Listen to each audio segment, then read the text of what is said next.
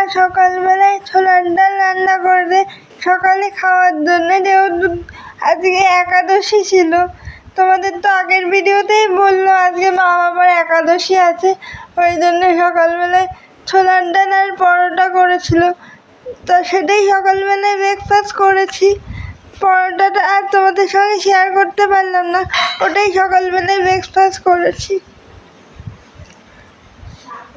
দেখো মা ডালটা রান্না করছে।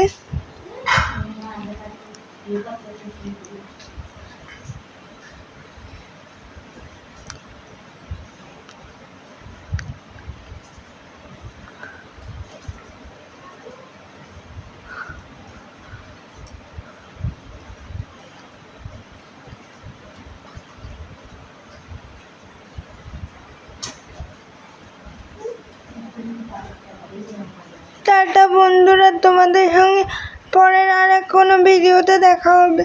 তোমরা ডালটা রান্না হচ্ছে দেখতে থাকো।